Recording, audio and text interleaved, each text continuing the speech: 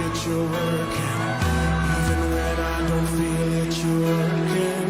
You never stop working.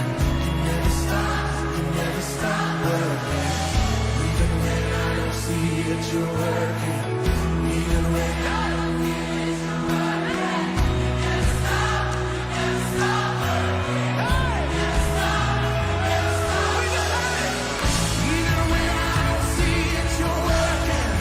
Even when I don't feel it, you're working. You never stop working. You never stop.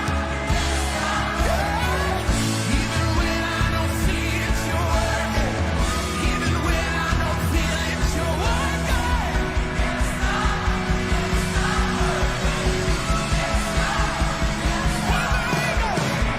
Waymaker, miracle worker, promise keeper, light in the darkness.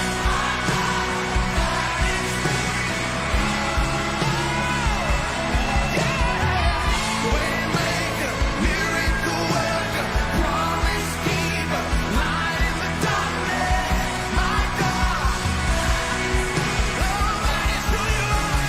That is who you are.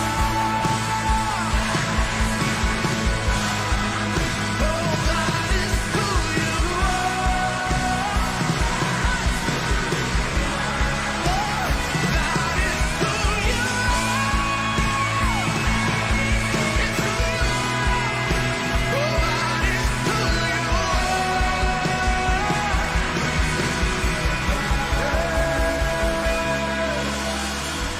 Even when I don't see it, you're working. Even when I don't feel it, you're working. You never stop.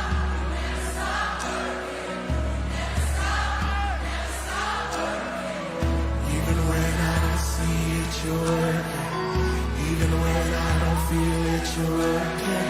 You never stop working. You never stop. Even when I don't see it, you're working.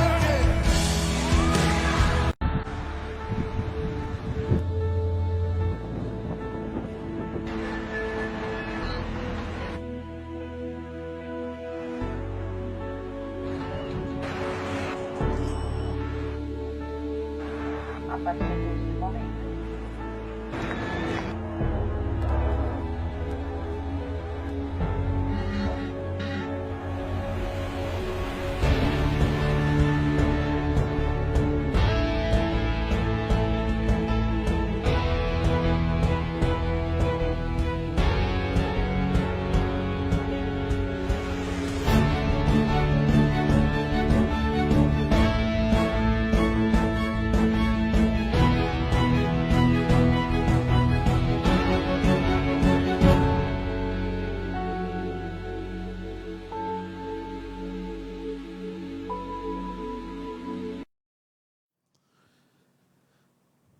Glória a Deus. A paz do Senhor, meus irmãos, sejam bem-vindos mais uma vez à nossa live das 10 da manhã do domingo.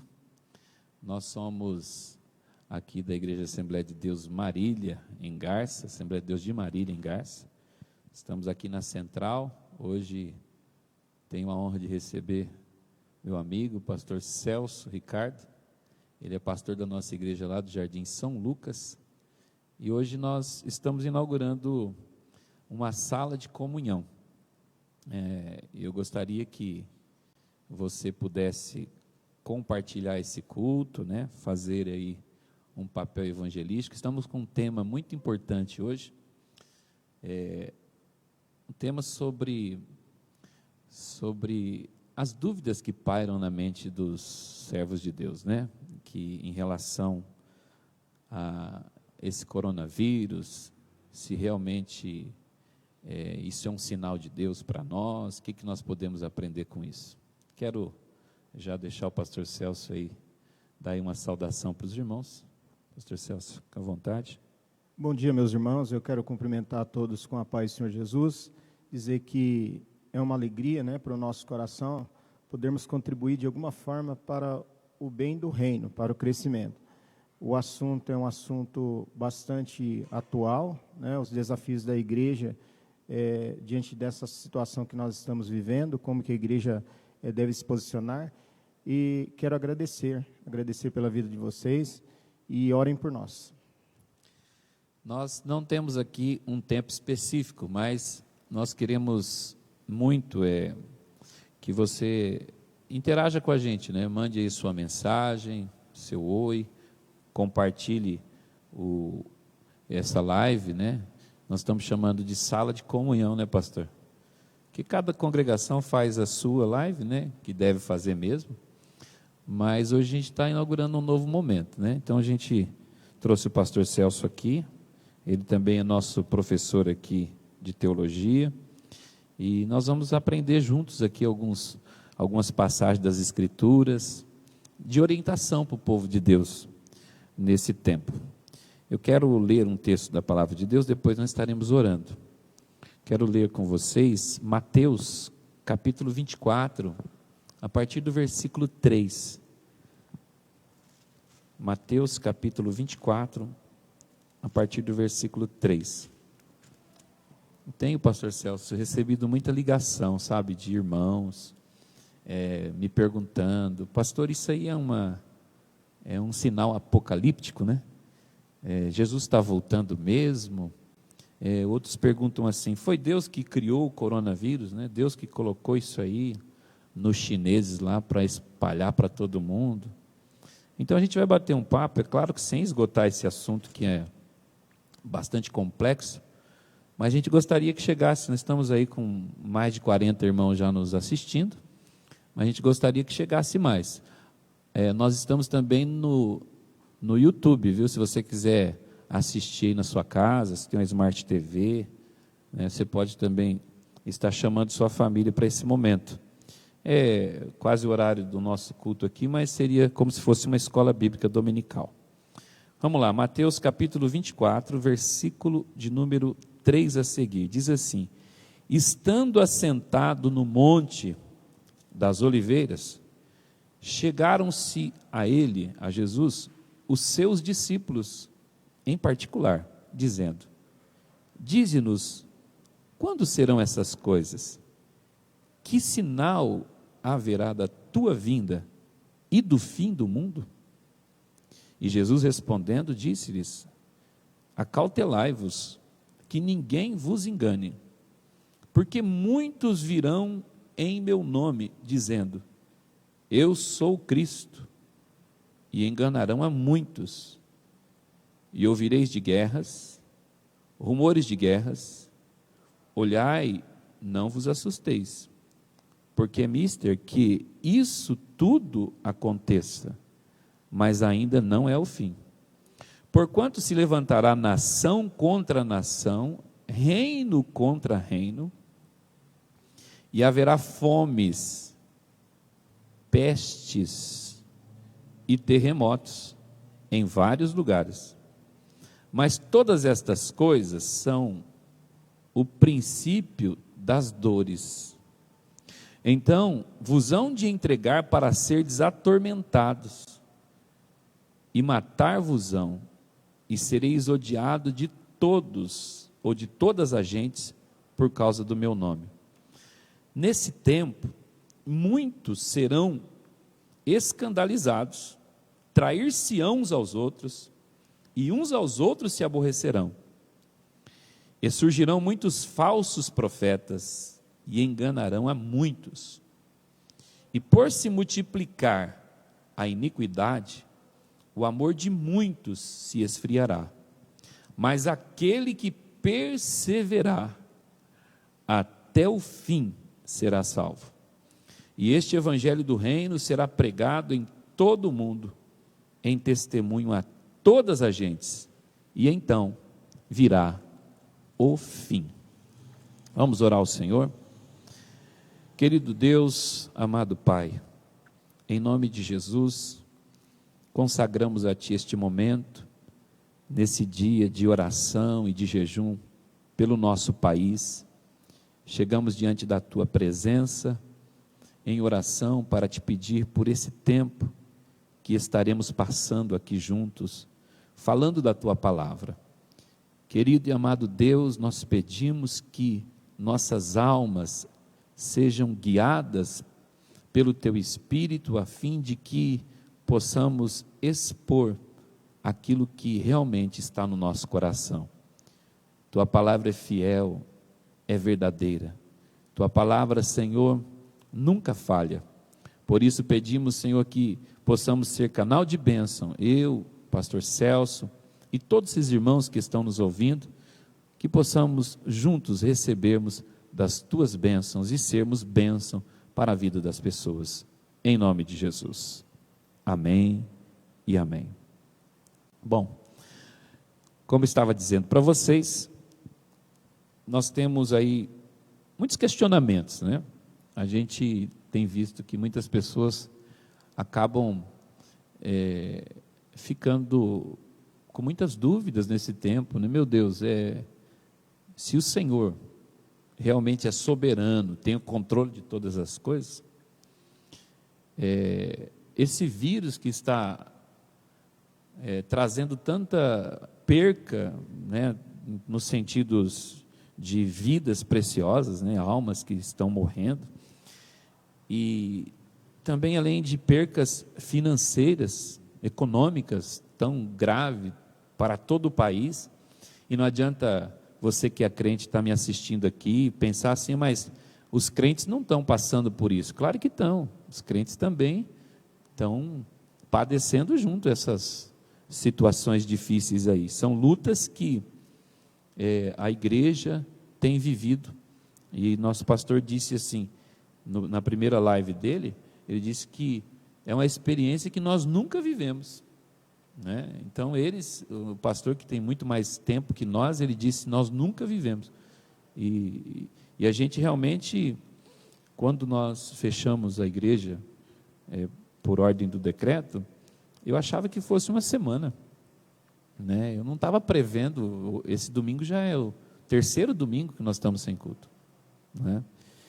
E isso tem causado assim muita tristeza no nosso coração. Eu confesso que nos primeiros dias eu estava bem forte, assim, não, isso vai passar tranquilamente, né? Mas hoje eu já sinto assim um abalo, né? Então, nessa palavra introdutória aí, pastor, fica à vontade. O que o senhor tem visto aí, qual a visão que o senhor tem tido dessa situação? Meus irmãos, pastor Valdeci, nós precisamos partir assim do pressuposto de que nós não queremos de forma alguma trazer para o coração e para a mente dos irmãos mais perturbação além daquela que nós já estamos vivendo. Porque nessas épocas, geralmente, o que surge são questionamentos e que levam até mesmo as pessoas, alguns a darem, como nós estávamos conversando, data para o fim de tudo, não é?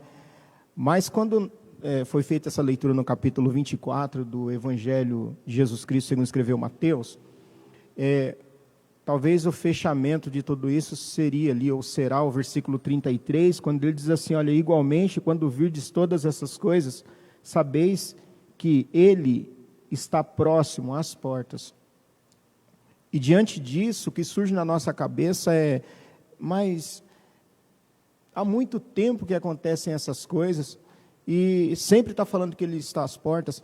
Então, eu gostaria de fazer essa introdução e esse pensamento, dizendo que, num primeiro momento, tudo isso traz a cada um de nós uma introspecção, uma reflexão. Sim. Uma reflexão sobre essa iminência mesmo da vinda de Jesus. E a igreja precisa estar preparada. Então, acredito que nós não estamos aqui tentando inventar a roda, né? Nós estamos fazendo algumas construções para tentar, de alguma maneira, contribuir para que haja paz em nosso coração. O pastor Valdeci disse algo interessante, que no começo, para nós, na nossa cabeça, na nossa imaginação era, daqui a pouco acaba tudo e nós voltaremos à vida normal. E, entenda, normal entre aspas, né? Porque nós agora nem sabemos mais o que é ser normal, não é? Mas a vida que a gente estava acostumado a viver. Mas o tempo está passando e o que nós temos visto é que nada disso aconteceu. Então, a gente está tentando aqui, vamos tentar fazer essa construção.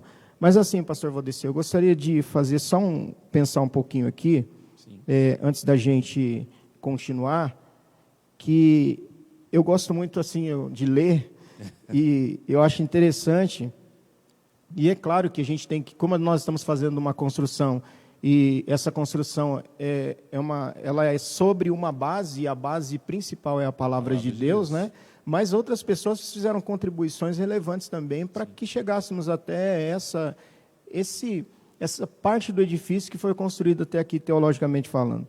E tem um pastor que ele diz assim, olha, que não contamos com o poder de Deus só para Ele se revelar a nós. Contamos com o poder de Deus para Ele nos revelar a nós mesmos. Essa frase é de um pastor chamado Jonas Madureira. Então, diante disso, e tem um texto da palavra de Deus, eu acho que eu deveria ter feito a leitura do texto primeiro, né? Porque essa frase ela corrobora com o texto. Mas a Bíblia diz em 1 Coríntios capítulo 13, versículo de número 12, que nós estamos enxergando tudo isso como que por um espelho. Então a ideia nossa aqui, nessa manhã, é tentar fazer uma construção com uma mente que é super limitada, não é? Super limitada. Não vamos conseguir ter uma compreensão total. Não tem como nós termos essa compreensão total. Mas queremos te abençoar. Amém. Isso aí. E o pastor Celso citou aqui o versículo 33, né, sobre a nossa redenção. E o que chamou minha atenção é o versículo 8 aqui, pastor Celso, que Jesus fala assim, quando fala o versículo 7 fala que das guerras, pestes, né? E acredito que esse coronavírus enquadra nessa questão de peste, né? E é algo assim que uma doença que conseguiu afetar, né, todo o planeta Terra. Então, todos os países, né? Então, é uma peste que, é claro que tem muita coisa assim em relação ao terror que a mídia coloca nas pessoas, né? E muita briga política em cima disso daí. Mas Jesus disse assim, ó, todas estas coisas são o princípio das dores. E a palavra dor aqui, ela no original é dores de parto, né? Então são princípios de dores de parto. Então seria assim como Jesus está dizendo assim que esses sinais viria como a intensificação das dores que uma mulher sente para gerar o seu filho, porque como o pastor disse, muitas pessoas falam assim, mas isso, né, sempre falaram da volta de Jesus, de guerra, mas sempre teve guerra. Mas o que acontece é assim, a intensificação dos sinais. Então, quando a dor começa a ser mais intensa, ela vem, as contrações na mulher, né, falando do parto, ela vem assim com mais frequência, digamos assim, é que acontece de ter que correr para o médico, porque a criança vai nascer. Então, nesse sentido, a gente pode observar que é um sinal da volta de Jesus, sim, né? E que a volta de Jesus não é algo para colocar medo nas pessoas, não. A volta de Jesus deve ser algo para consolar nossos corações. Porque alguns irmãos têm medo de Apocalipse, né? E começam a falar assim, esse coronavírus é um sinal apocalíptico. Como que se Apocalipse só falasse de tragédia, né? E ali está a revelação da esperança da igreja. E eu achei interessante que ontem, conversando com meu filho, em família lá, sobre esse assunto, e eu disse assim, como que a igreja, né, pastor, ela não tem sabido viver esses momentos com sabedoria mesmo, né? Porque a igreja, de certa forma, ela adormeceu no sentido da volta de Jesus. Então, desde a igreja primitiva, o pastor Celso vai falar daqui a pouco, a igreja sempre foi perseguida. A igreja sempre passou por muitas dificuldades, né? Mas percebe-se que nesse tempo a gente vê que nós estávamos, de alguma forma, eu falo de igreja, não estou falando de igreja dos outros, né? Estou falando nós, como igreja, né?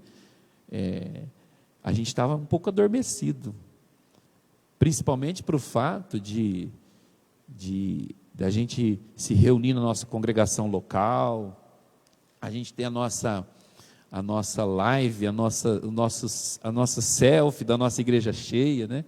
Eu vi um pastor dizendo que o perigo que a gente estava vivendo antes de tudo isso é que a gente ficava mostrando muito a nossa igreja, nossa congregação, e esquecendo, às vezes mostrando muito a noiva e esquecendo do noivo, que, não é? Que tem dono. E ontem, voltando ao assunto, a gente conversando lá em casa, né, o meu filho até comentou, que as pessoas não falam muito mais da volta de Jesus, porque viver aqui na terra é muito gostoso. E assim, se torna cômodo, né? Mas quando surge um problema como esse, nessa magnitude que nós nunca vimos, não é? Me parece que eu estava ouvindo que só em 1917 que houve a gripe espanhola, que houve a quarentena, algo parecido. Então, eu nem sonhava em nascer. E nessa época ocorreu isso. Mas assim, o que me chama a atenção, e chama a atenção de nós todos, é que nesse momento nós queremos colocar Deus no banco dos réus. Porque quando as coisas vão bem, nós esquecemos de Deus. Mas quando as coisas vão mal, até aquele que não crê, ou até aquele que está meio tranquilo, né, na sua mente, entre aspas, se volta para Deus, um Deus que ele muitas vezes desprezou o tempo todo, e diz: por que o Senhor permite esse mal? Não é? Certa vez perguntaram para a filha de Billy Graham, né, por que Deus permite tanto mal assim aqui na América? Onde está Deus? Ela respondeu: Deus está onde vocês o colocaram. Vocês retiraram ele da escola, vocês retiraram ele da família, vocês retiraram ele até mesmo da igreja, não é? E colocaram a egolatria. Então Deus está onde vocês o colocaram. Quer dizer, colocou o homem no lugar de Deus, né? Sim, é o culto ao homem, né? Ou o culto à sabedoria. Por isso que nós começamos esse bate-papo pensando que nós estamos aqui enxergando como que por um espelho. Mas dentro desse pensamento, dentro da teologia, existe algo bastante interessante que é chamado de teodiceia.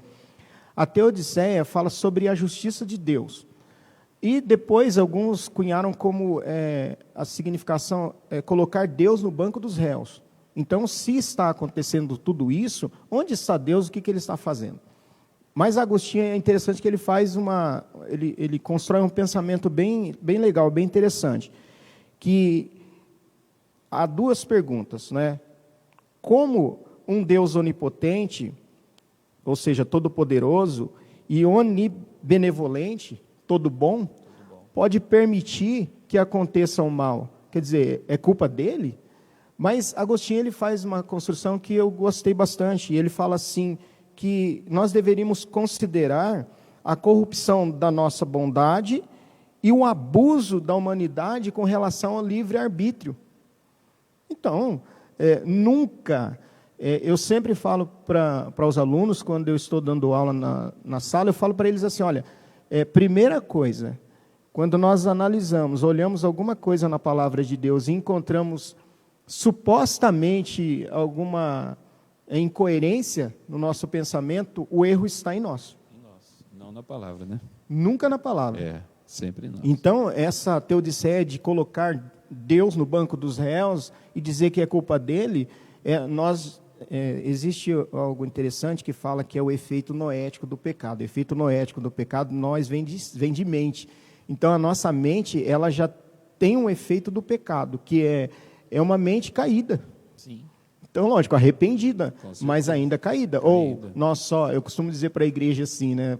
Nós pastoreamos uma congregação, eu costumo dizer assim, se você ficar parado sozinho durante algum tempo, você só pensa em anjos, né? Se alguém falar assim, não, minha mente é uma mente totalmente convertida, né?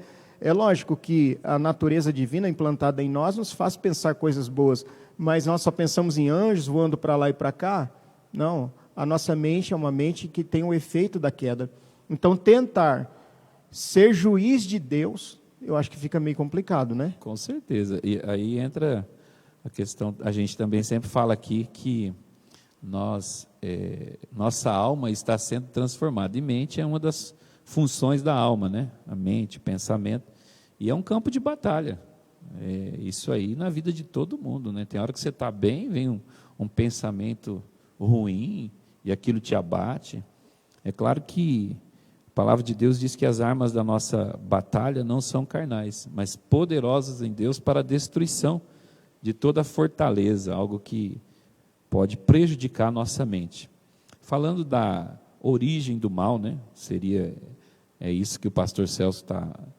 Eu estava lembrando daquela teoria, né? Até da ciência mesmo, que ensina que as trevas não existem, né? A escuridão não existe. O que existe é a ausência de luz, não é? Então, pensar que a maldade em si, ela só existe por causa da ausência do bem. Então, o diabo, é por isso que a Bíblia diz, né, lá em Efésios 4, não deis lugar ao diabo.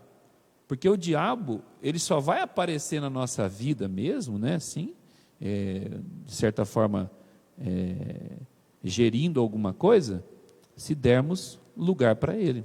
Pastor Valdeci, e a Bíblia diz que o Deus deste século, ele cegou o entendimento para que não creiam a verdade. E Jesus diz, eu sou a luz do mundo. Então, é óbvio que as trevas é a ausência de Deus, a presença do mal, não é? Eu posso fazer uma leitura aqui legal, interessante, que é assim, ó, fala sobre a nossa construção para aprender, né? Como que a gente faz para aprender? Diz assim, ó, num primeiro estágio, é a incompetência inconsciente, não sabe que não sabe. No segundo, é a incompetência consciente, sabe que não sabe. No terceiro, é a competência consciente, sabe que sabe. E no quarto, a competência inconsciente, não sabe que sabe. Então, onde nós estamos nessa história? Né? Num mundo em que nós somos bombardeados, né, e nós como pastores, somos bombardeados porque o que nós estamos fazendo aqui é para abençoar o povo, sim. É para abençoar a igreja, porque alguém já disse, uma autoridade esses dias, que era para até desligar a TV e ficar com a família, não é? Durante um tempo, para a gente poder pensar um pouquinho mais sobre a nossa vida. Então, onde nós falou estamos? Tão bem, depois ele pediu desculpa, mas ele falou tão bem, né? Falou tão bem, não é? Falou tão bem.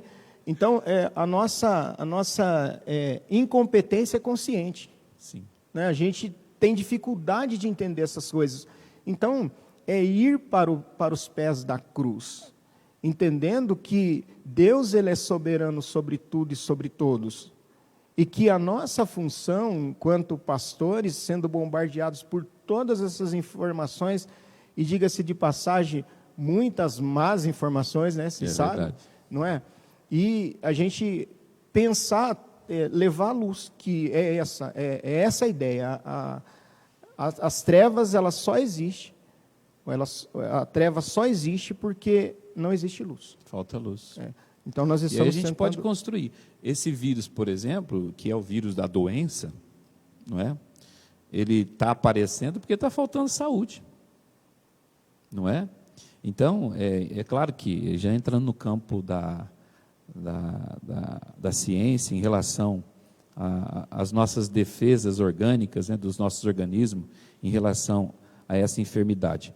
Mas, assim, para enriquecer mais esse comentário, pastor, Romanos capítulo 8, versículo 20, também nos diz que toda a criação ficou sujeita à vaidade, né? Não por sua vontade, mas por causa do que a sujeitou. Ou seja, o que sujeitou toda a criação à vaidade, ao pecado, né? A tudo isso que nós vemos hoje como consequência da falta de Deus na vida do homem, né? Foi o próprio pecado, né? Então isso levou essa sujeição de toda a humanidade a isso. E eu vejo que esse é o tempo da igreja aparecer como igreja. Da igreja, porque Jesus disse assim: vocês são o sal da terra, vocês são a luz do mundo, não é? Então, a gente saber lidar com esse momento é de suma importância, porque, como diz aqui, que toda a criação está gemendo, que mais à frente vai dizer, esperando a redenção dos nossos corpos, a gente percebe que a humanidade que tem o entendimento cego pelo Deus desse século, né, porque diz aí, o Deus desse século cegou o entendimento dos incrédulos, para que neles não resplandeça a luz do Evangelho, que é boas novas de salvação. A igreja precisa se levantar, como igreja unida, e a gente vê uma igreja totalmente desunida, né? A igreja, hoje tem muito a turma do worship, né? Que é a galera nova das igrejas das paredes pretas, não é? Dos púlpitos assim de tambor descolado, né?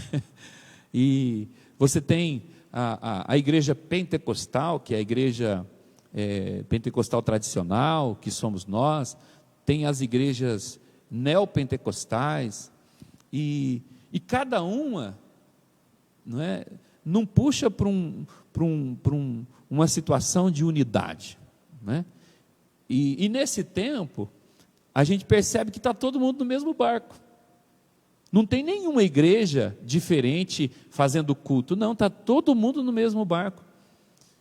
E a população está olhando para a gente, né, pastor? Alguém disse certa vez que o sofrimento é o megafone de Deus.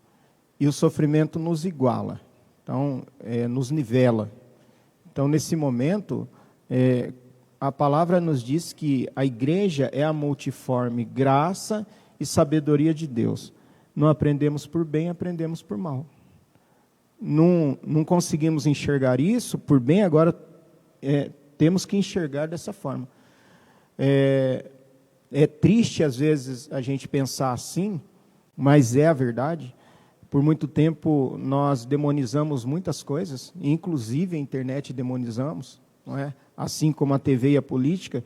E agora o que temos é que o nosso único meio de nos comunicar é através disso. Então, como o pastor Valdeci disse... Que lição, hein? Que lição. As paredes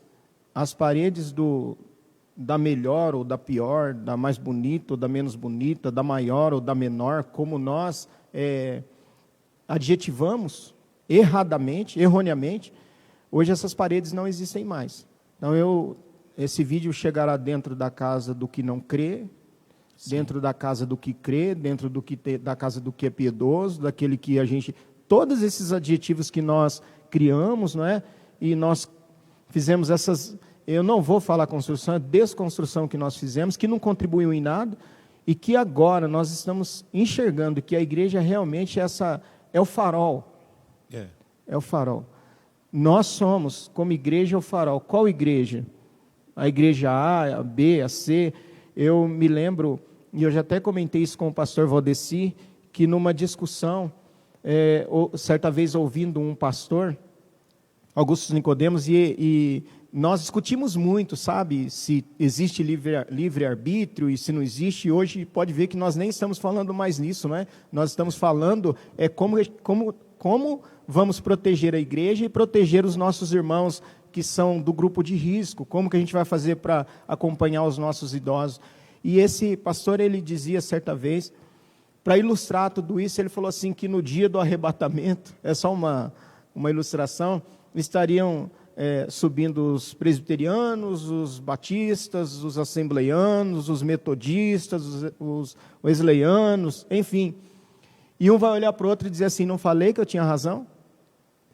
Então, é lógico que isso aqui é apenas uma ilustração, mas esse vírus, ele destruiu as paredes que nós construímos. Deus nunca mandou que nós construíssemos paredes, mas nós construímos.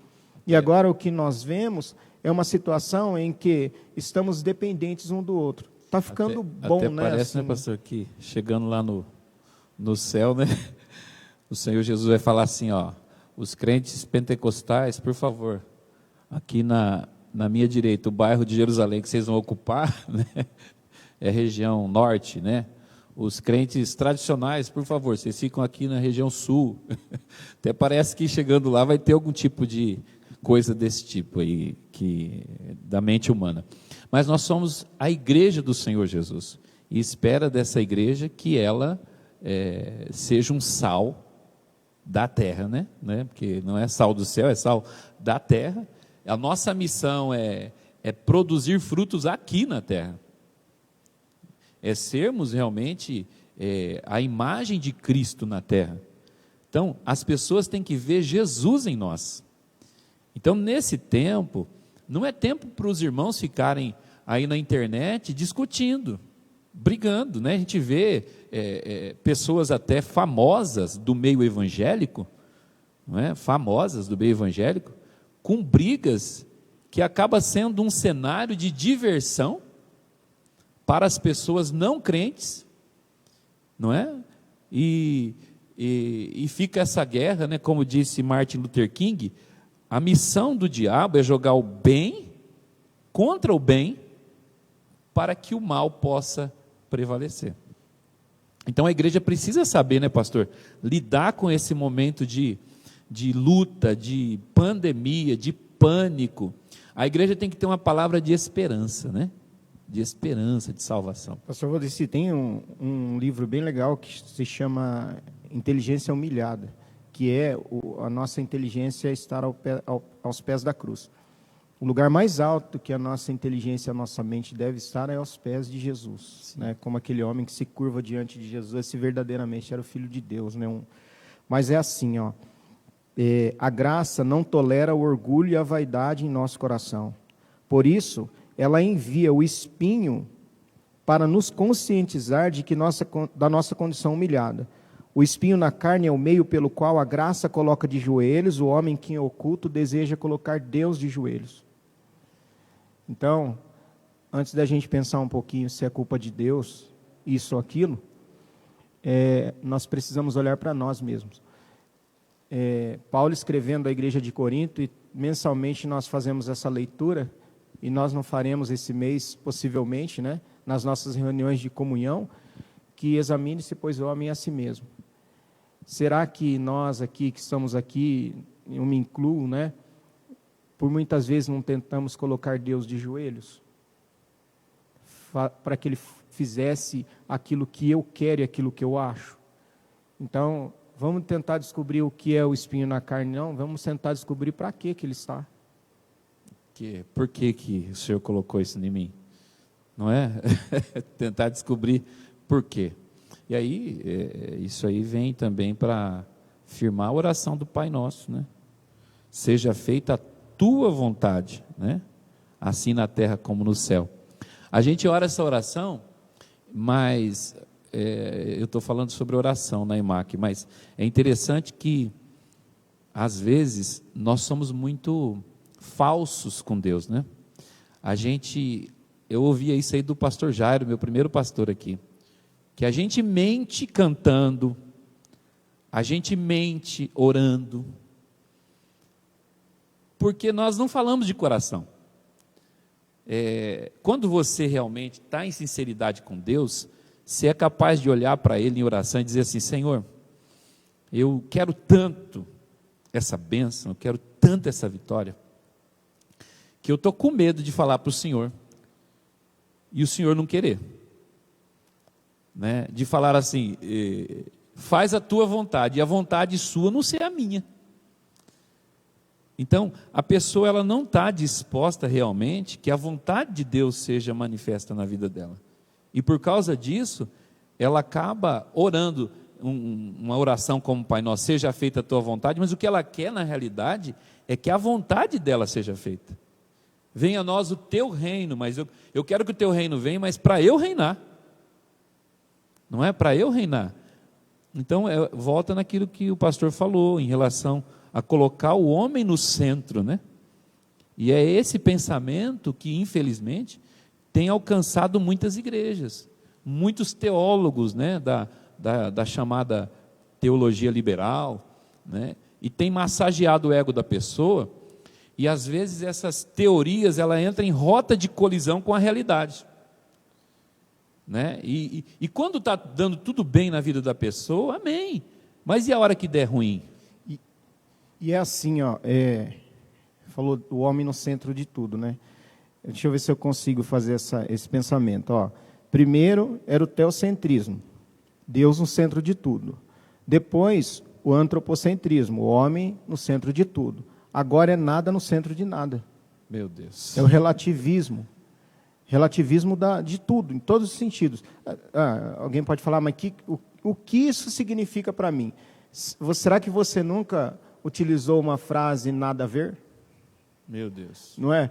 É o relativismo, ou seja, nada assim, a ver. às vezes é meu ponto de vista, então, tem que ser respeitado, esse é o meu ponto de vista. Mas, pastor, a gente tem ponto de vista, nós que somos de Cristo, que Jesus falou, negue-se a si mesmo. Não, para começar, o nosso manual de instruções é a Bíblia, ela é autoritativa. Se talvez você não gosta de lidar, e eu não gosto de lidar com a palavra autoridade, a Bíblia ela é autoritativa. Sim. Então alguém fala assim, ó, gente, nós precisamos viver uma era da igreja democrática. A igreja é teocrática, não é democrática. Democrática somos, Deus é o governo do povo. O povo que manda. Nenhum pastor em sã consciência vai falar o que vocês querem que eu pregue no domingo à noite. Não, o pastor ele vai buscar em Deus. Por isso que, por algum tempo, o púlpito era ao lado. Sim. O púlpito era ao lado. Colocou-se em determinado tempo, na história da igreja, o púlpito no centro, é púlpitocentrismo, porque não é a autoridade do pastor que está sendo colocada no domingo à noite, é a autoridade da palavra. E o que nós estamos fazendo aqui não é colocar Deus sobre uma mesa, entenda, num centro cirúrgico e tentar dissecá-lo. Não, nós estamos fazendo a teologia diante de Deus. Agora, espera aí, nós fizemos uma oração aqui. Você já falou de alguém pelas costas? Nem precisa responder. Agora, será que quando nós fazemos teologia diante de Deus, nós temos coragem de falar as mesmas coisas que nós falaríamos nas costas dele? Não. E é lógico que aqui é só para mim, para você pensar, mas porque Deus ele é onipresente, né? Ele está em todos os lugares, mas na nossa consciência às vezes não, nós pensamos que não. Então agora é uma época em que nada tem autoridade. Mas é preciso a gente voltar para a palavra e entender que ela é a autoridade. Então essa submissão à palavra de Deus é que vai nos trazer harmonia. Porque se todo cristão se submete à palavra, como nós estávamos até lendo, tem aqui um texto que gostaria de ler para ilustrar para os irmãos, está no capítulo 1 da segunda carta de Pedro, o versículo de número 20, Pedro fala assim, sabendo primeiramente isto, que nenhuma profecia da Escritura é de particular interpretação. E aí diz, porque a profecia nunca foi produzida por vontade de homem algum, mas os homens santos de Deus falaram inspirado pelo próprio Espírito de Deus, não é? Então isso leva-nos a entender que quando nós nos submetemos à autoridade da palavra de Deus, nós encontramos harmonia, porque é a palavra de Deus que nos dirige, é a palavra de Deus que vai nos dizer o que é e o que não é, não é? E ainda vendo, como o pastor se referiu aqui no início, né, que está lá em 1 Coríntios 13, 12, nós vemos como um espelho, né? E o espelho naquela época, pastor, fala aí, não era algo assim. O espelho não é esse espelho que nós utilizamos hoje, é um latão reluzente que passava algum produto e por mais que passasse esse produto, ele ainda ficava ofuscado. Então ninguém conseguia se ver como realmente era. Se bem que, ainda que fosse o espelho de hoje, nós não conseguimos saber quem somos. Através do espelho, não. Não dá. Né? Se você, como só você é. Você não reflexo, né? Sim, você tem um reflexo. Então, o que nós temos é um reflexo da realidade. O ser humano, na realidade, ele passa a vida toda dele aqui na Terra sem se ver. Porque, verdadeiramente, ele não consegue se ver. Ele só, estou falando do exterior, né? Ele só vê no espelho o reflexo daquilo que ele é, né? E ainda a palavra de Deus fala que rapidinho você esquece, né? Porque a gente vai ficando velho tão rápido, né, pastor? Exatamente. Embora pareça que você não fica velho. Não, eu não. E eu já estou aposentado, pastor. Eu lembro que eu falei que quando eu me aposentasse ia dar testemunha aqui na igreja, né? E quantos planos que a gente fez e esses planos caíram por terra, né? A gente estava comentando que a palavra de Deus realmente cumpre, né? A Bíblia diz assim: do homem é a preparação do coração, mas do Senhor é a resposta da boca. A palavra final vem sempre de Deus, né? Sim, e aí agora é que entra a questão, né? No meio de tudo isso, se a resposta ela vem, não podemos falar se a resposta, né? Já que a resposta vem da boca de Deus, a pergunta que fica diante de tudo é: tá, mas e agora? O que eu faço? Eu olho para a palavra. Amém. E vou tentar observar durante todo esse tempo de história nossa com Deus. Eu não estou falando da minha história, porque eu tenho 20 e poucos anos só, né? De idade. Eu tenho de 40 casado, de casado. Eu tenho meus 40 e tantos, mas eu estou falando da história da humanidade com Deus, da nossa história com Deus, biblicamente falando. Então, é a partir dessa construção, de que a resposta vem da boca de Deus, ele já deu. Já deu. Já Está deu. aqui na sua palavra, né? Sim. A palavra é inspirada que vai nos orientar. Eu estava procurando aqui o salmo que diz: lâmpada para os meus pés é a tua palavra e luz para o meu caminho. Né? Então, a palavra de Deus nos ilumina no presente, né, onde nós estamos situados na história hoje, e também ela é a luz para o nosso caminho, que vai nos orientar para o futuro. Então, com base na palavra de Deus, é que a gente está conversando. Você percebe que nós não estamos passando pensamento humano aqui.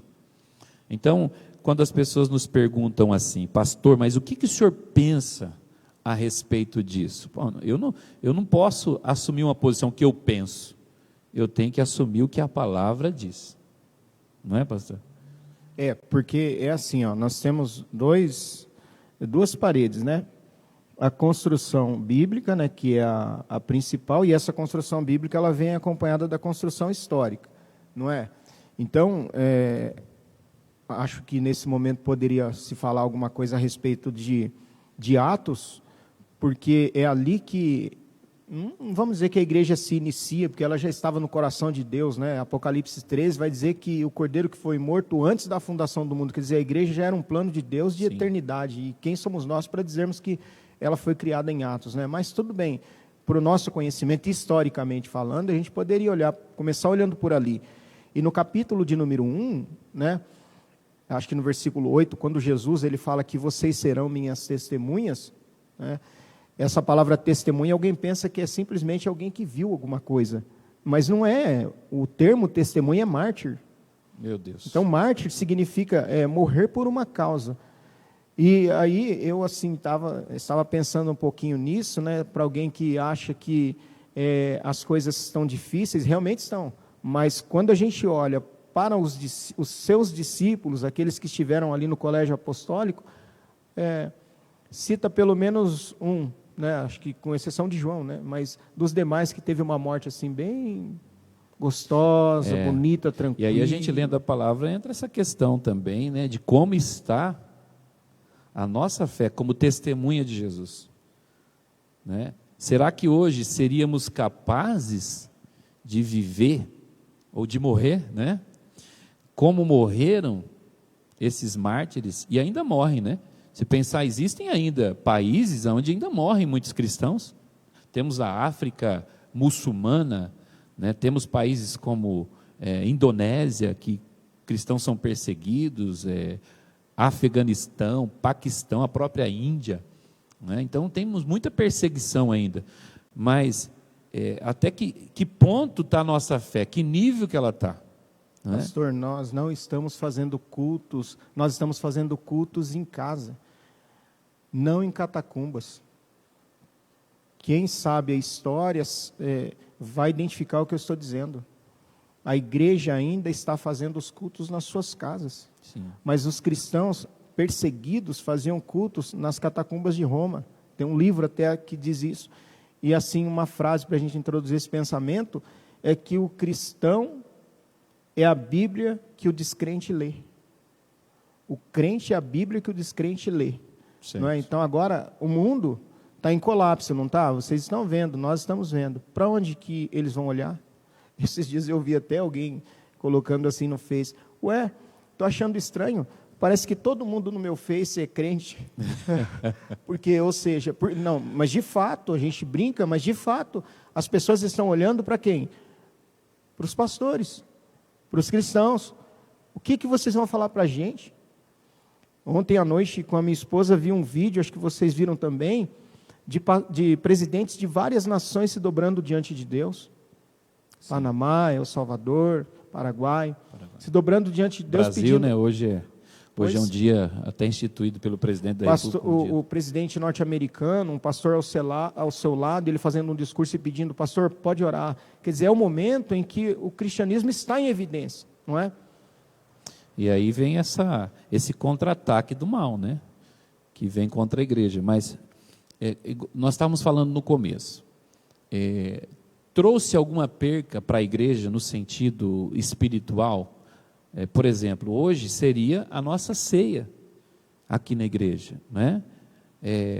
E a gente sabe, pastor, que tem crentes que, infelizmente, ele não consegue ter uma vida de fé autêntica na presença de Deus, né? Ali com a vida de oração, leitura da palavra, sem o congregar com os irmãos.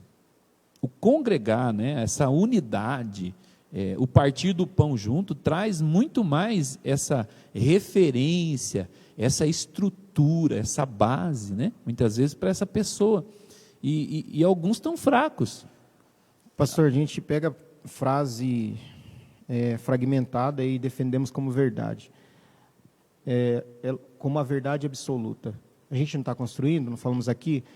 Meus irmãos, você já ouviu a frase, né? De algum segmento de desigrejados dizendo assim, eu sou a igreja. É lógico, isso é verdade. Nós somos igreja, mas a Bíblia diz que nós somos parte de membros, somos membros de um corpo, em que a cabeça se chama Jesus. Então, as pessoas precisam de Deus, é uma verdade, mas as pessoas precisam de pessoas. Sim. Por isso que volta a história do espelho, eu não me conheço perfeitamente como sou, mas quando que eu passo a me conhecer? Quando alguém passa a conviver comigo e me mostrar quem eu sou. O casamento é uma oficina, né, para isso, para nos moldar e colocar a gente no eixo. Não é? Mas é a realidade. Tudo bem, somos igrejas, não é? A gente utiliza até uma outra frase assim, o mundo está em crise e nós estamos em Cristo. É verdade, mas nós estamos no mundo. Vamos completar essas frases aí para a gente poder acertar isso aí. Não somos do mundo, o próprio Jesus disse, mas estamos no mundo. Pastor, senão daqui a pouco nós somos os amigos de Jó. Nós construímos a teologia da retribuição dos amigos de Jó. Ou seja, se você está sofrendo é por causa disso. Se você está sofrendo é por causa disso. Se você está... Quer dizer, nós acabamos construindo uma falsa teologia e correndo o risco de lá na frente a gente ter que orar, não é? Alguém ter que orar por nós, como Jó orou pelos seus amigos, que estavam completamente errados. E aí a gente entende e volta a essa visão que todo mundo está sofrendo. A igreja está tendo prejuízo, não é? Então, se nós estamos vivendo nessa crise, e o pastor introduziu aí falando de Atos dos Apóstolos, né? A gente estava conversando antes sobre aquilo que a igreja de Atos dos Apóstolos, as 3 maiores crises que a igreja viveu, o embates, perseguições, e a gente gostaria de falar um pouco sobre isso, vamos lá. Amém. Irmãos, como eu falei lá no começo, que nós não inventamos a roda, A gente já está rodando com uma coisa que foi inventada. Eu estou usando aqui um pensamento que está à disposição, né, do pastor Hernandes Dias Lopes. E ele fala que a igreja de Atos dos Apóstolos, ela lidou com 3 problemas no seu início. O primeiro deles, e que depois a pergunta que eu gostaria de fazer é se isso fez a igreja crescer ou não. Então pensa na pergunta. Eu vou passar a dificuldade, depois nós vamos pensar na pergunta. A primeira delas, dificuldade que a igreja passou, foi a perseguição. Em Atos dos Apóstolos, capítulo de número 4, e aqui eu só vou fazer a citação, a Bíblia diz que eles foram perseguidos por conta da cura do coxo, lá no capítulo de número 3. Foram presos, açoitados, depois foram soltos, mas eles fizeram alguma coisa depois disso. Então, é a perseguição. Como que a igreja, ela lidou com a perseguição no capítulo de número 4? O mesmo capítulo, ele informa a gente, e eu acho que aí é interessante fazer a leitura, né, pastor? Eu vou ler porque é muito bom esse momento que eles se reúnem para falar com Deus em relação àquilo que eles estavam vivendo, né, pastor? Então é assim, eles sofrem a perseguição no capítulo 4, depois vocês podem fazer a leitura. E qual é o remédio? O remédio está no capítulo 4, versículo 19, 20 e 31. Capítulo 4, versículo 19 diz assim, olha: respondendo, porém, Pedro e João lhes disseram: julgai vós se é justo diante de Deus, ouvir-vos antes a vós do que a Deus, porque não podemos deixar de falar do que temos visto e ouvido. E lá no versículo de número 31 diz: e tendo eles o quê? Orado, moveu-se o lugar em que estavam reunidos, e todos foram cheios do Espírito Santo e anunciavam com ousadia a palavra de Deus. Como que a igreja de Atos lidou com a perseguição? O remédio para a perseguição foi a oração. Pastor, permite só assim citar aqui o versículo 29, eles orando, né? Aqui estamos falando deles orando, lidando com essa situação de perseguição. Eles falam assim para Deus: agora, pois, ó Senhor, olha para as suas ameaças. Ou seja, eles estão apresentando para Deus o pedido, falou: Senhor, nós estamos pregando a mesma perseguição que Jesus sofreu, estamos sofrendo, mas precisamos pregar. Olha para as suas ameaças e faz um pedido, e concede aos teus servos que falem com toda ousadia a sua palavra. E aí continua dizendo: enquanto o Senhor estende a mão para curar, e para que se façam sinais e prodígios pelo nome do seu santo Filho Jesus. Né?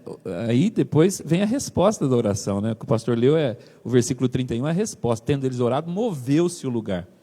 Então eles pedem para o Senhor olhar para aquela situação.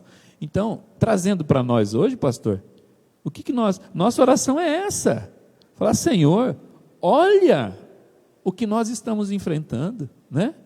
Olha o que isso tem causado para nós, e concede aos teus servos, a tua igreja, né? Não é concede a nós da Assembleia de Deus, não, concede aos teus servos, né? Que nesse momento de crise fale com ousadia a tua palavra, enquanto o Senhor estende a mão para curar. Então, esse é o primeiro ponto. A perseguição. Então, como que a igreja, ela responde à perseguição? Ela responde com oração. E como que Deus responde essa oração? Irmãos, pelo amor de Deus, né? Deus sempre responde a oração. Sempre. Até o não, o silêncio é uma resposta. Não é? Diz uma frase que o professor fica em silêncio no dia da prova, né? Então, o silêncio de Deus, você já estudou, já sabe disso muito bem. No dia da prova, adianta você levantar a mão e perguntar para o seu professor: como que é essa questão aqui? Ele vai dar as costas, vai ficar quieto. No silêncio de Deus ele trabalha. Você não estudou, né? Vai fazendo estudou. Pois é. Segunda é a infiltração. Em Atos 5, não é? Quando Ananias e Safira, eles entram na igreja com a mentira, Deus dá o discernimento a Pedro. Sim. Então, no primeiro momento, a perseguição, o remédio é a oração. Na infiltração, o remédio é o discernimento. E o terceiro momento? O terceiro momento é a distração. Quando no capítulo de número 6 de Atos dos Apóstolos, ainda de Atos, a Bíblia diz que há uma contenda ali, né? Vamos lá, capítulo 6, versículos 1 ao 4. Atos 6, 1 ao 4. Se o senhor puder ler, pastor. Ora, naqueles dias, versículo 1, crescendo o número dos discípulos, houve uma murmuração dos gregos contra os hebreus, porque suas viúvas eram desprezadas no ministério cotidiano. E os 12 apóstolos convocaram a multidão dos discípulos, disseram, não é razoável que nós deixemos a palavra de Deus e sirvamos as mesas. Escolhei, pois, irmãos, dentre vós, 7 varões de boa reputação, cheios do Espírito Santo e de sabedoria, aos quais constituamos sobre este importante negócio. Quer dizer, o negócio era importante, mas não podia tirar, né, o foco dos discípulos, né, porque isso seria uma distração.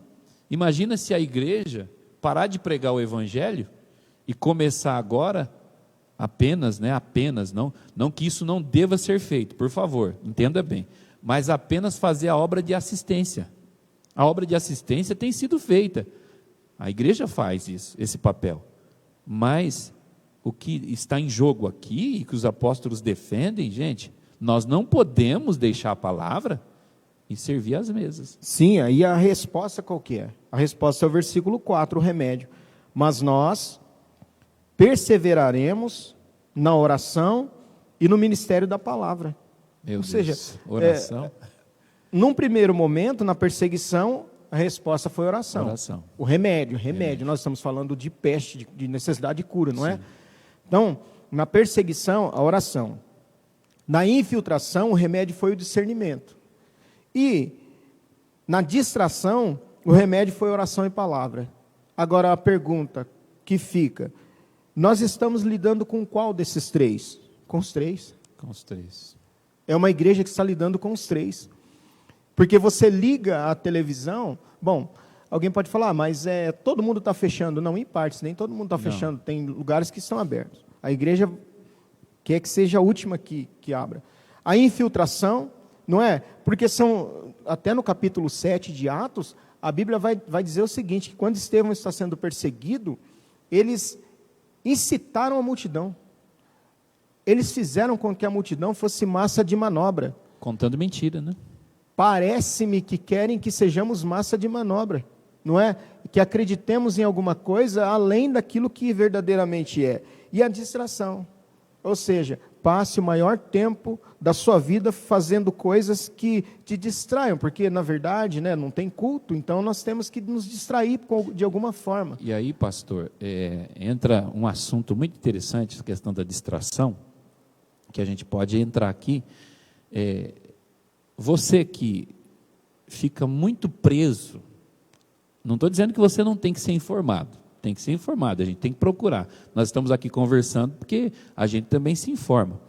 Mas você ficar muito preso, porque as informações em relação a essa pandemia, olha, pastor, a gente não consegue nem orar, porque você fica o tempo todo preso naquilo ali.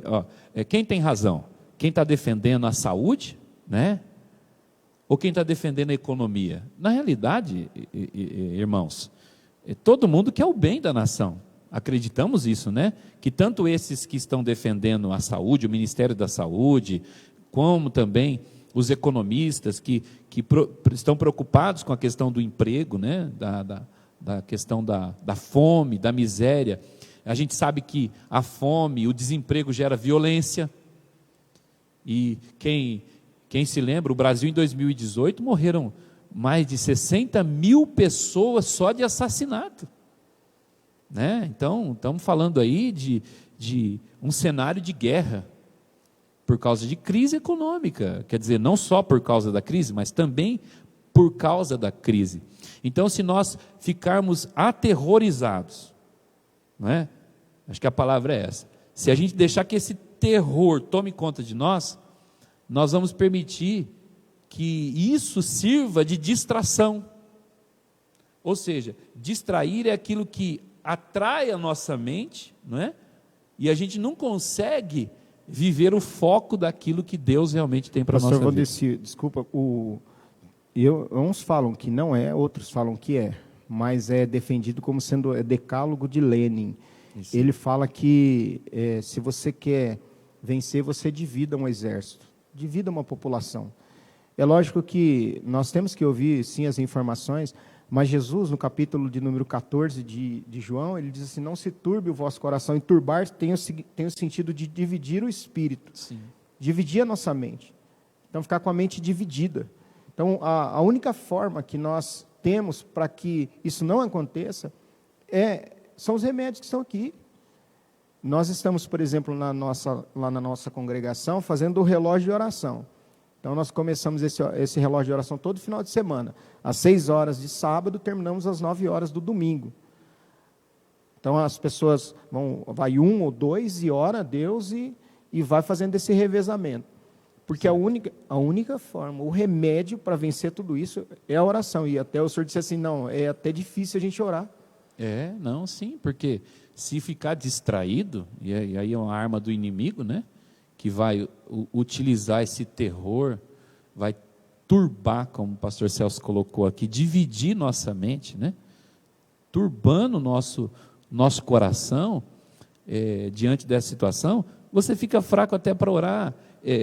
Eu sei de relatos de pessoas, até crente, pastor, que está tendo que tomar calmante já, mesmo crente, e aí entra vários aspectos, né?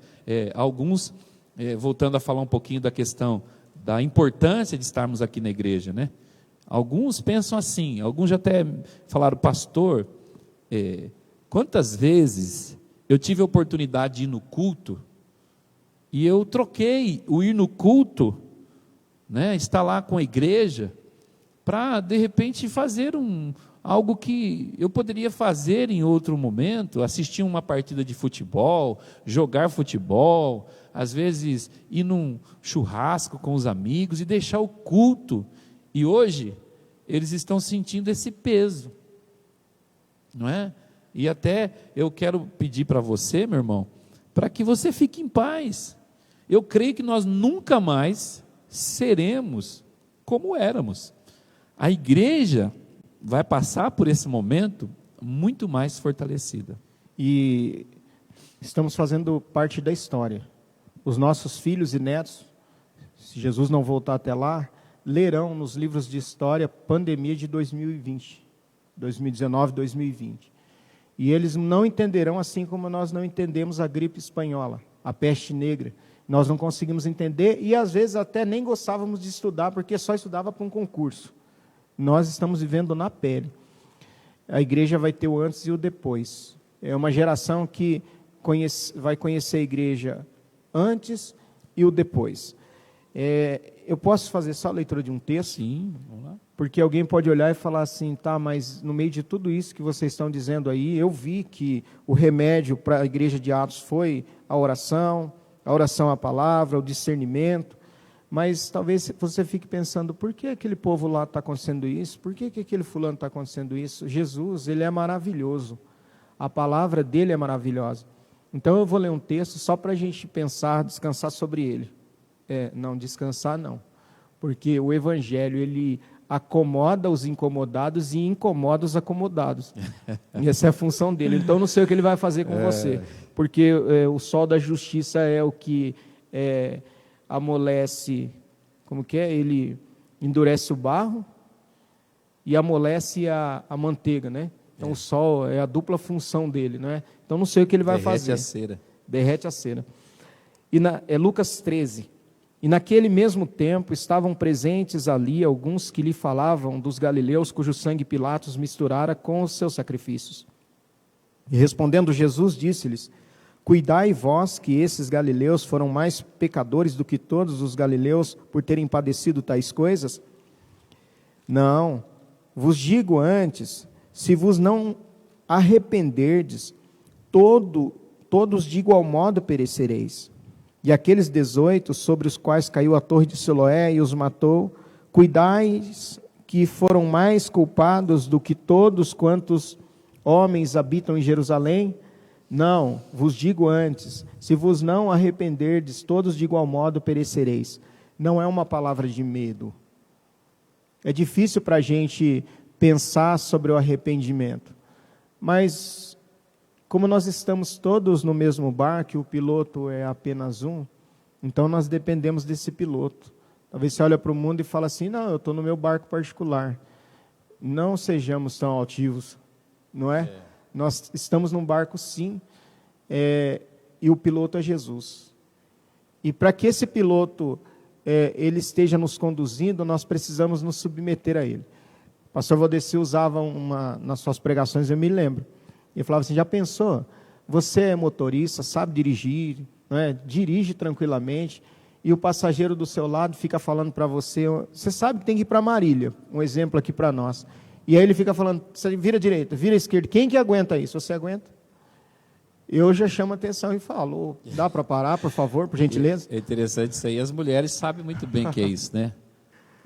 Tem mulher que não, ela vai buscar, por exemplo, o marido no trabalho, aí ela chega lá, a primeira coisa que ela faz, ela para o carro na frente do trabalho e já muda de lugar, ela já vai para o passageiro. E aí a gente já entende por quê. Porque normalmente o marido senta do lado e começa a interferir. Dá pitaco, né? A interferir, né? Dá aquele pitaquinho ali, fala assim, ó o carro ali, ó, a bicicleta, você viu a bicicleta? Você viu? E ó, você viu o par? Nossa, você passou muito rápido nesse quebra-mola, né? Não, por que você está indo para casa por esse caminho? E a ideia do arrependimento aqui é sentar no banco do passageiro, meu irmão, e fica quieto. Senta no banco do passageiro e deixa Jesus conduzir esse barco. E para isso precisa de muito arrependimento. Precisa de engatar a marcha ré no carro da vida e confiar que não é porque aconteceu com a nação tal que eles eram mais pecadores do que nós. E aqui, quando eu falo estar no mesmo barco, eu estou falando que nós, os pastores também, temos muito do que nos arrepender. Temos muito do que pedir perdão. De muitas coisas. E nós precisamos agora, se para a igreja, né? Eu não estou dividindo aqui a igreja como membresia e o pastor não, mas só de forma didática a gente entender. Se para a membresia as coisas serão diferentes, pode ter certeza que para nós, os pastores, também tudo será diferente. Nós conseguiremos ver a igreja de outra forma. E Deus assim está nos permitindo. E a palavra é arrependimento. E a gente sabe, irmãos, de notícias de pastores que estão realmente padecendo muito sofrimento, né? E alguns pastores que vivem da obra, né? Que necessitam daquele pão. E nesse tempo de incerteza, muitos irmãos, infelizmente, não têm exercido a sua fidelidade, né? Ele tem a renda, mas ele não tem exercido a sua fidelidade. E alguns pastores estão sofrendo muito. E a gente sabe de notícias aí de pastores passando necessidade, precisando ser socorrido mesmo, tá? Então, pastor, eu citei para você no início da nossa conversa o que Joel, o profeta Joel, ele mostrou ali nos 3 capítulos do livro do profeta, é um livro bem pequenininho, mas ele apresenta um tempo onde o povo de Deus, eu não quero aqui de forma alguma trazer a situação idêntica de Joel com a que nós estamos vivendo, não é isso, mas é algo que nos ensina, o pastor ensinou da questão da perseguição, também da situação da infiltração e da distração. Então, o que nós vemos aqui, quando o povo de Deus estava com a sua terra assolada por uma praga de gafanhotos, que consumia, né? A Bíblia vai dizer que o animal não tinha a sua pastagem, as pessoas não tinham o trigo para fazer o pão, a uva para fazer o vinho, não tinha o azeite da oliveira ali, não tinha. Eles estavam vivendo realmente uma crise muito grande. E por permissão do próprio Deus. E Deus vai até dizer que aquilo aquela situação daqueles gafanhotos, Deus vai chamar os gafanhotos de meu exército, não é? Meu exército, quer dizer, esses gafanhotos, na realidade, era uma praga natural que surgiu da terra ali, mas que Deus estava usando para ensinar o povo. E no capítulo 2, o versículo de número 12, vai dizer assim, ó: ainda assim agora, Joel, do livro do profeta Joel, ainda assim agora mesmo, diz o Senhor, convertei-vos a mim de todo o vosso coração, que é o que o pastor Celso estava falando do arrependimento. Então, se eu quero mudança no cenário do Brasil, do mundo, a terra precisa entender, tem que haver arrependimento, tem que haver uma conversão de todo o coração, uma mudança de mente, porque quando fala de arrependimento, fala de mudança de mente. Então a pessoa, a palavra arrependimento é metanoia, né? Então você mudar a sua mente, então tem que mudar a mente, mas também arrependimento fala de sentir tristeza, sentimento, tristeza pelo pecado. Então, nós temos, como o pastor disse, motivos sim, não só a igreja, mas nós pastores, para buscar a Deus, para pedir perdão para o Senhor, invocar a Deus mesmo, de todo o nosso coração, como o texto está dizendo aqui, converter ao Senhor, e isso com jejum e choro, e com pranto. O versículo 17 diz: chorem os sacerdotes e os ministros. Não é mandar a igreja chorar, não é mandar as ovelhas chorarem, mas aqui está dizendo, chorem também os sacerdotes, chorem os ministros. Então, nós estamos vivendo um tempo onde nós, os pastores, obreiros, líderes, vamos buscar o Senhor, vamos glorificar a Ele. É um tempo difícil, mas Ele permitiu, né, pastor? Pastor, e assim, ó, a gente pensa, quando a gente fala sentimento, né, o sentimento de Jesus, né, eu estava ouvindo alguém falando, e essa pessoa, ela dizia que, ensinando sobre esse termo grego, sentir, né, que para um grego, esse termo sentir é saber o que precisa ser feito, querer fazer o que precisa ser feito e fazer o que precisa ser feito. Então, eu sei o que precisa ser feito, eu quero, mas eu preciso fazer. Sim. Então, nossa, eu sei que preciso ir para a igreja, eu quero ir para a igreja, mas eu vou assistir alguma coisa legal aqui na televisão. Então é o ato. Atitude, né? O arrependimento não é só saber, querer, é fazer. É ter atitude. E é essa atitude que Deus exigiu dos sacerdotes. Vocês sabem o caminho.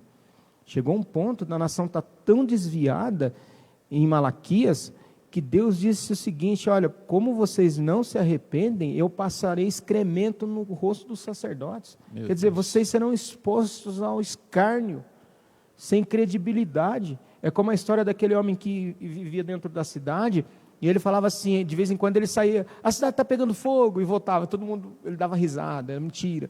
Chegou a terceira vez, a cidade estava pegando fogo, e ele gritou, a cidade está pegando fogo, ninguém acreditou. Então, a nossa voz, a credibilidade do evangelho que nós pregamos, ele precisa produzir esse sentimento de saber, de querer e de fazer, não é? Agora, vamos passar por tudo isso aqui, passaremos em nome de Jesus, venceremos, não é? Venceremos, em nome de Jesus. Mas o que a gente vai fazer? De prático. Porque tem aquela briga, né, da fé, da obra, não é? Parece até que é uma discussão de discordância de Paulo e de Tiago, mas na verdade Paulo está falando sobre a fé que produz as obras, né? Tiago está falando da fé que produz as obras. Sim. Eu tenho fé, portanto eu pratico as obras. Paulo diz assim, pela obra ninguém será salvo. Dá para entender perfeitamente isso. Ele está querendo dizer o seguinte, uma vez salvo, as obras precisam estar presentes. Tem que estar presente. Os sinais. Qual é a obra que nós vamos fazer? Eu não faço obra para ser salvo, né? Eu não vou ser salvo pelas minhas obras, mas uma vez salvo, eu tenho que ter obras. E qual vai ser a nossa obra depois de tudo isso aqui? Qual será a minha? Será a sua? Qual será a sua obra depois disso?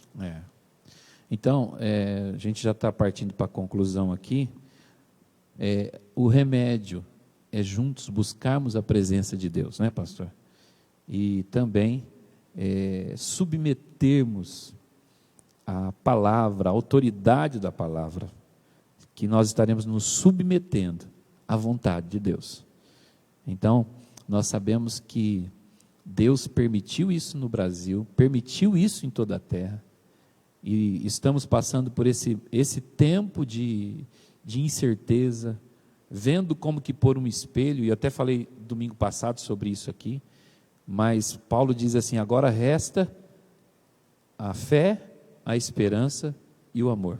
Então nós temos que estar firmado na fé, na esperança, que é a expectativa que Deus está no controle e algo bom vai acontecer. Sim, e quando a gente fala a respeito do nivelamento, né, o sofrimento nos nivela, eu quero fazer um apelo, né? Não espere que somente o seu pastor te ligue e pergunte como você está. Ligue para ele e pergunte como ele está. Porque o pastor Valdeci disse bem, muitos companheiros que vivem da obra. E nesse momento não tem o que fazer. Então eu estou falando agora para o arraial cristão, né? Os cristãos que sabem da necessidade dos seus líderes. Paulo chega a dizer: se eu vos semeei as coisas espirituais, não seria justo colher as materiais, não é? Então, estamos nivelados? Sim. Então, pega o seu telefone, tente descobrir, ligue. O senhor está bem, pastor? Está tudo tranquilo? Né? Está tudo bem? Porque muitas vezes não estará bem. Esse é o apelo que eu faço, é o apelo que como pastor eu faço, não é? A gente está lidando com o rebanho, então é um momento em que nós estamos nivelados no sofrimento. Bom, eu quero encerrar, pastor, depois a gente vai, não sei, a nossa produção, tem 2 meninos trabalhando com a gente aqui, não sei como é que está a nossa produção, se tem pedido de oração, alguma coisa, alguma pergunta, tem? Não, pergunta não tem, só pedido de oração. Mas antes eu quero ler um texto aqui, pastor, para a gente encerrar, o Salmo de número 103, Salmo de número 103, que diz assim: bendize, ó minha alma, ao Senhor, e tudo que há em mim, bendiga o seu santo nome. Bendize, ó minha alma, ao Senhor, e não se esqueça de nenhum dos seus benefícios, porque é Ele que perdoa todas as tuas iniquidades e sara todas as tuas enfermidades. Então, nós estamos crentes e cheios de esperança. O Senhor que nos perdoa é também aquele que nos sara, e Ele vai sarar a nossa terra. Hoje é um dia nacional de oração, é tão gostoso, né? Dobrei os joelhos hoje e comecei a orar, falei: Senhor, que bonito, a gente se sente conectado com todos os irmãos de todas as denominações, buscando a presença do nosso Deus em favor da nossa nação. E a palavra de Deus diz lá em 2 Crônicas, né? Capítulo 7:14, se o meu povo que se chama pelo meu nome, somos nós chamamos pelo nome do Senhor, o nome é a pessoa de Deus, né? O caráter dele para a nossa vida, se humilhar e orar e buscar a minha face, se converter dos seus maus caminhos, então eu ouvirei do céu, perdoarei os seus pecados e sararei a sua terra. Então eu creio, nossa terra, não vou nem falar do Brasil, porque como nós dissemos, né, essa doença tem tomado praticamente todas as nações da terra. Nossa terra será sarada em breve, em nome de Jesus. Amém? Tem pedido de oração? Que bom, queremos agradecer, né, de você ter estado conosco. Enquanto eles vão preparando lá, pastor Celso, suas considerações finais. Eu quero agradecer a Deus por essa oportunidade. Estamos nos apresentando para o trabalho, não é? Nós somos, a Bíblia nos compara a 3 tipos de profissionais: ao lavrador, ao atleta e ao soldado. O lavrador que espera com paciência, o atleta que compete com perseverança e o soldado que é firme. Então nós somos soldados firmes, Então nós estamos aqui, como disse lá no começo da conversa, procurando levar uma palavra de conforto e de consolo e não perturbar mais a mente daqueles que estarão nos ouvindo. Deus abençoe a vida do pastor Valdeci, eu agradeço por essa oportunidade. É maravilhoso a gente poder falar sobre a palavra e quero agradecer a Deus pela minha família e pela amada AD São Lucas, que nós usamos lá um tema e eu sempre falo esse tema: amar e cuidar, essa é a nossa missão. Amém. Muito bom, pastor, é um prazer tê-lo aqui, né? Ele chegou aqui na igreja cantando, né? Essa casa é sua. É um prazer mais uma vez recebê-lo aqui. Aproveitando, né? Você falou da AD São Lucas, né? Vamos mandar também uma saudação aí para todos os nossos pastores, né? Vamos, pastor Paulo e a irmã Maria, sua esposa lá de Jafa, um abraço. Pastor Adão Barbosa e a Alessandra lá no Jardim Sol Nascente. Pastor Osiel e a irmã Sandra ali do Frei Aurélio, Jardim Frei Aurélio. Pastor Walter e a sua esposa, irmã Lia, lá do Jardim Paineira. Pastor Samuel e a sua esposa, a França, a irmã França, lá da Zona Sul. Deus abençoe, pastor Samuel. Também o pastor Toninho, querido Toninho aqui, e a Célia aqui do Nova Garça. Deus abençoe a todos os nossos irmãos aqui do setor 7. Pastor tem confiado a nós estarmos trabalhando na obra dele, cada um na sua congregação, mas hoje era dia de estarmos juntos tomando a ceia, depois de muitos anos, aqueles 10 anos fazia que a gente não tomava uma ceia junto, né? Mas infelizmente não deu. Mas estamos aqui esperando que Deus tem coisas boas para nós, ainda que não entendemos o que está acontecendo claramente, mas vamos confiar na palavra e orar. Vamos lá para os pedidos de oração. Oração para Sandra e família, o Enzo Almeida e sua esposa, a irmã Tânia, para o Aliato sempre conosco, né, Aliato, Clarice, é um prazer mais uma vez ter a audiência de vocês. A Renata e família, Luana e família, Isabel e família. Vamos ver, tem mais? Mais, né? Márcio, ele está passando por quimioterapia, está precisando das nossas orações. Também temos a irmã Viviane, que está passando por quimioterapia. Também a irmã Eliana Falcão, a nossa irmã Mirela. São irmãs nossas aqui também, viu, Márcio, que estão na mesma guerra que você. Também a Cimeia pede oração para o tio Valtinho, o missionário Walter, né? Também a Josi, família, pede oração também para o nosso irmão Manfrim, ele está lá em BH, está conectado conosco. Tem mais? Acabou? Então tá bom, é por aí. Deus abençoe, pastor Celso, mais uma vez.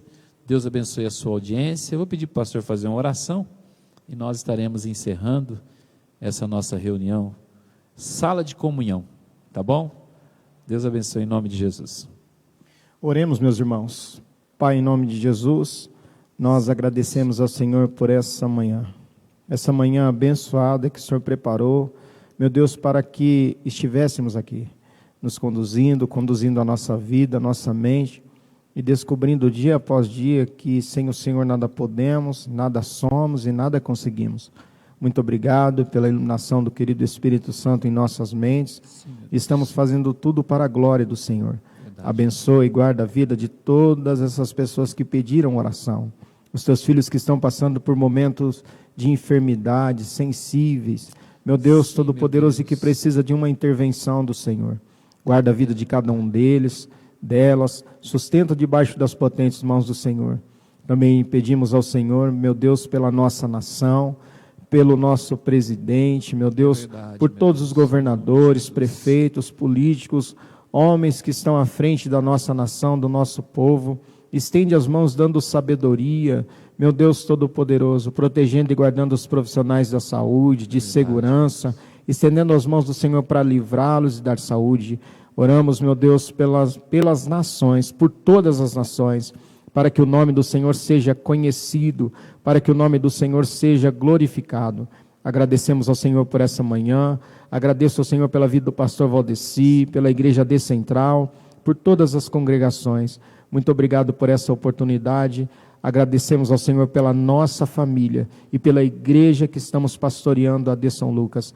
Pai, nos guarda e que tenhamos um domingo abençoado. Amém. Em nome de Jesus. Amém. Amém. Deus te abençoe, meu irmão, minha irmã. Pastor Celso, tem live lá hoje?